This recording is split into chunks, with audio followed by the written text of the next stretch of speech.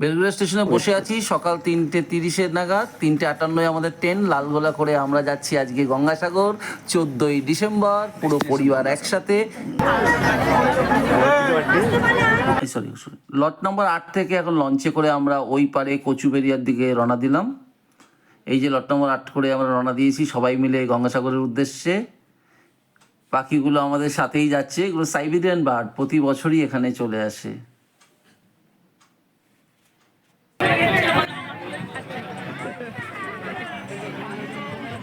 এরাও উঠছে আমাদের সাথে সাথে।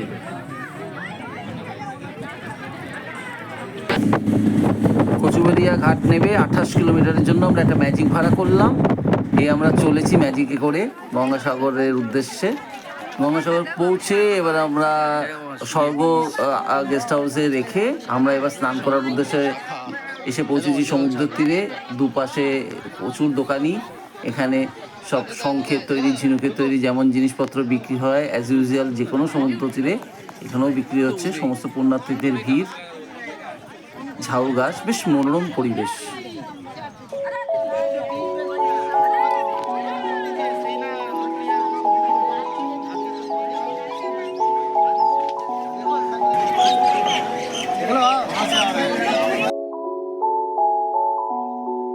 কে কে আছে মা? এই যে লিয়া, সোনা। ওরে বাবা, কাকিমা আবার টোপো দিয়ে দিয়েছে।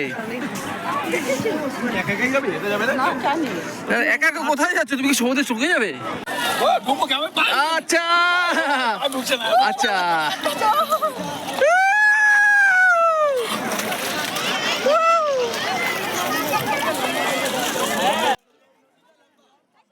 সব তীর্থ বারবার, গঙ্গাসাগর একবার। এই গঙ্গাসাগরে আমরা স্নান করতে নেমেছি, এটা একদম সামনে। এরপরে আমরা আরো দূরে গেছিলাম, তারপর স্নান টান সেরে এই মন্দিরে এলাম।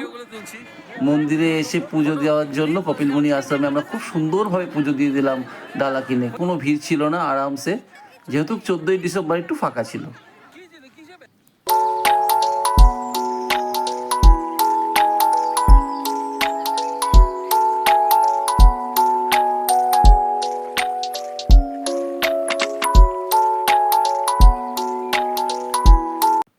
এই সেই স্বর্গ গেস্ট হাউস যেখানে আমরা রয়েছি।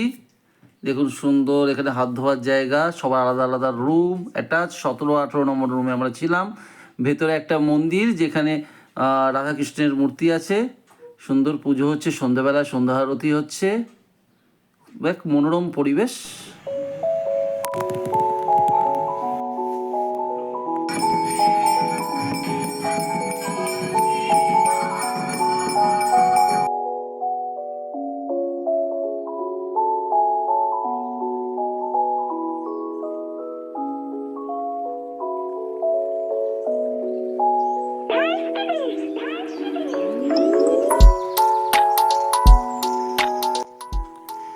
এই আমাদের কিছু মুহূর্ত যেগুলো তো ক্যামেরা বন্দি করা আছে।